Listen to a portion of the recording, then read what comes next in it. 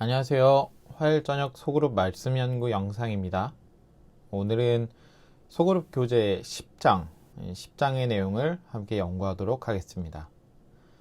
제목에서부터 알 수 있다시피 오늘은 청지기에 대해서 알아볼 텐데, 여러분은 청지기가 어떤 뜻인지 혹시 알고 계신가요? 청지기라는 단어는 교회에서는 너무도 익숙한 단어이지만 실생활에서는 거의 사용하지 않는 말이기도 합니다. 사전을 찾아보면 청지기라는 말은 조선이나 고려시대에 쓰였던 단어임을 알 수 있습니다. 그 사전적 뜻은 이렇습니다. 양반집에서 자비를 맡아보거나 시중을 들던 사람. 뜻을 살펴보면 왜 청지기라는 말이 지금은 사용되지 않는지 알 수 있습니다. 요즘은 돈이 많은 부잣집이 아닌 이상 집에 이런 역할을 가진 사람을 두지 않기 때문입니다.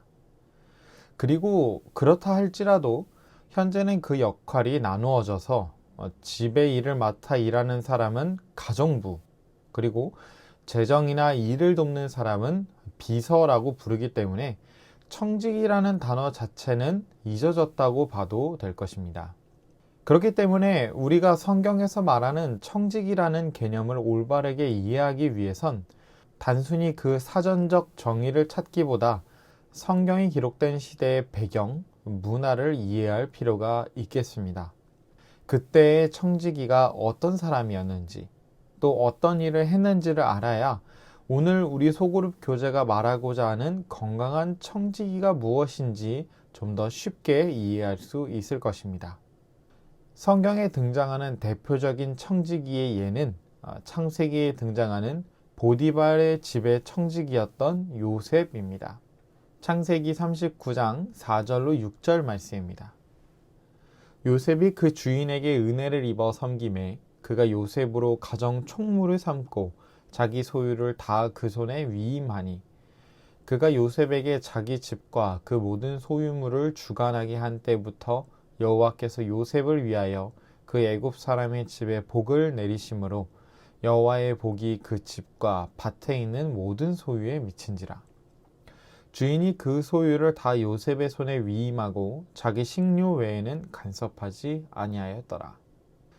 요셉은 형들의 손에 의해서 미디안 사람들에게 팔렸습니다. 아버지의 사랑만 받으며 자랐던 요셉은 어린 나이에 형제들에게 버림받아 한순간에 노예가 된 것이죠. 그러나 요셉은 자신의 상황에 좌절하지 않고 그가 가게 된 곳에서 성실하고 정직하게 일했습니다. 그 결과 요셉의 성실함을 보고 감명받은 주인 보디발은 그를 집의 청지기로 임명하게 되었습니다. 청지기란 다른 일반 종들과는 전혀 다른 일을 했습니다. 단순히 육체적 노동을 하는 것이 아니라 종들이 일하는 것을 감독하고 주인의 자산을 관리하는 일까지 맡아서 일했던 것입니다. 즉, 주인이 자신의 모든 것을 다 맡겨서 일하도록 하는 사람이 바로 청지기라는 것입니다. 외부인이 보면 간혹 청지기가 주인인 것 같아 보일 수도 있을 것입니다. 집안의 모든 것을 관리하고 감독처럼 일하는 사람이기 때문이죠. 그러나 청지기와 주인에게는 분명한 차이가 있습니다. 청지기가 아무리 유능하고 성실하고 맡은 역할에 최선을 다할지라도 결국 모든 것은 주인의 소유라는 것입니다. 청지기는 주인의 것을 관리하는 자일 뿐 결코 주인이 될 수 없다는 큰 차이가 존재한다는 것이죠. 그러니 관리할 때도 자신의 뜻대로 하는 것이 아니라 모두 주인이 원하는 바대로 주인의 계획에 맞춰서 일해야지 청지기가 자신의 마음대로 집의 모습을 바꿀 수 없었습니다. 왜냐하면 그 모든 것은 결국 자신의 것이 아니기 때문입니다. 성경에서 말하는 청지기에 있어서 가장 중요한 핵심을 저는 이것이라고 생각합니다. 얼마나 주인의 뜻에 합당한가, 얼마나 주인이 계획한 바대로 주어진 과제를 해결하는가입니다. 베드로전서 4장 10절에선 각각 은사를 받은 대로 하나님의 각양 은혜를 맡은 선한 청지기 같이 서로 봉사하라고 말씀하고 있습니다. 성경은 우리를 하나님의 청지기라고 부르고 있습니다. 우리가 누리는 모든 것, 우리가 가진 모든 것은 결국 하나님의 것이니 그의 뜻대로 관리할 필요가 있다는 것입니다. 그렇다면 우리가 하나님으로부터 위탁받은 것이 과연 어떤 것들이 있을까요? 첫 번째는 우리의 몸입니다. 우리의 몸은 하나님께서 주신 것입니다. 그러니 건강하고 깨끗하게 유지하는 것은 청지기로서 해야 할 기본이겠지요. 몸을 망가뜨리는 해로운 음식, 음료 등을 우리는 의무적으로 피해야 합니다. 입에는 닳지라도 우리 몸은 하나님의 것이기 때문에 절제해야 할 필요가 있는 것이지요. 당연히 정기적인 운동도 필요할 것입니다. 더 나아가서 요즘 시대에 우리가 마시는 공기까지도 깨끗하게 만들도록 노력해야 하겠지요. 두 번째는 우리에게 주신 천연계입니다. 하나님께서는 천지를 창조하시고 인간에게 모든 것을 다스리게 하셨습니다. 공기, 바다, 산, 동물까지도 우리가 다스려야 할 대상입니다. 그런데 여기서 다스리라는 것은 단순히 그 모든 것 위에 왕처럼 군림하라는 것이 아닙니다. 앞서 살펴보셨던 것처럼 모든 것은 주인의 뜻대로, 우리 창조주의 뜻대로 관리해야 할 것입니다. 처음에 만드셨을 때의 그 아름다움, 하나님께서 보시고 심히 좋아하셨던 그때처럼 완벽하게 돌아갈 수는 없겠지만 우리는 최대한 그 아름다움을 보존하도록 노력해야 할 것입니다. 세 번째는 우리에게 허락하신 달란트입니다. 마태복음 25장에는 주인이 종들에게 달란트를 나누어 주는 장면이 등장합니다. 주인은 그들에게 각자의 재능대로 달란트를 나누어 주었고 종들은 받은 달란트로 주인이 돌아올 때까지 각자 알아서 사용했습니다.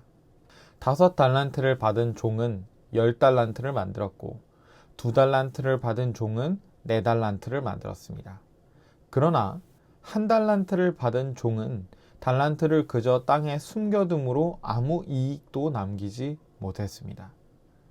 여기서 우린 달란트를 주고 간 주인의 의도를 찾을 수 있습니다. 주인은 단순히 종들이 달란트를 안전하게 보관하도록 원하지 않았습니다. 만약 그랬더라면 1달란트를 땅에 숨겨둔 종까지 칭찬했겠지요. 그런데 성경은 그렇지 않았다고 기록하고 있습니다. 주인은 종들이 달란트를 사용하기를 원했습니다. 하나님께서는 우리에게 각자 다양한 재능들을 주셨습니다. 우리의 의무는 받은 재능을 계속해서 개발하고 주인의 뜻대로 활용해야 할 필요가 있다는 것이죠. 주인께서, 하나님께서 우리에게 위탁하신 네 번째는 바로 재물입니다. 하나님께서는 우리에게 각종 재물들을 허락하여 주셨습니다. 그리고 그 모든 것이 하나님의 것임을 아는 우리는 하나님께 받은 만큼의 10분의 1을 돌려드립니다. 이것은 11금을 떼어드리는 것으로 자신이 하나님의 청지기임을 증명하는 순종의 증거가 되는 것입니다. 나의 삶의 주인이 내가 아니라 내가 가진 모든 것들이 나의 소유가 아니라 바로 하나님의 것임을, 하나님이 나의 주인이심을 선포하는 증거가 되는 것이죠. 마지막 5번째는 복음입니다. 우리의 주인 되시는 하나님께서는 저와 여러분에게 전할 복음을 맡기셨습니다. 우리는 주인의 뜻대로 그 복음을 모든 족속에게 전해야 할 의무가 있습니다. 몸, 천연계, 달란트, 재물, 복음. 이 말고도 하나님께서 우리에게 맡기신 것은 정말 많을 것입니다. 여러분 소그룹 모임에서 하나님께서 우리에게 또 어떤 것들을 맡기셨는지 한번 의견을 나눠 보시기 바랍니다. 우리가 얼마나 건강한 청지기냐는 것은 얼마나 주인의 뜻에 순종하는가, 얼마나 주인의 소유를 잘 관리하는가로 달라질 것입니다. 우리가 맡은 소유를 잘 관리하면, 하나님의 뜻대로 관리한다면 주인이 내리실 보상은 이와 같습니다. 그 주인이 이르되 잘하였도다 착하고 충성된 종아. 내가 작은 일에 충성하였음에 내가 많은 것으로 내게 맡기리니 내 주인의 즐거움에 참여할지어다. 바로 주인의 즐거움에 참여하는 것. 주인께서 저와 여러분을 착하고 충성된 종이라고 칭찬하시는 것이 바로 우리가 받게 될 보상입니다. 저와 여러분의 인생에 있어서, 저와 여러분의 삶에 있어서 이보다 더 훌륭한 보상이 어디 있겠습니까? 주인께서 우리를 인정해 주시는 것, 주인께서 우리를 칭찬하시는 것, 수많은 우주 거민들 앞에서 저와 여러분을 가장 훌륭한 주의 청지기로서 선포하시는 이 아름다운 일을 기대하며 저와 여러분의 생활이, 우리의 환경이 우리를 창조하신 하나님의 뜻대로 아름답게 변해가도록 노력하는, 일하는 착하고 충성된 청지기가 되시길 바랍니다.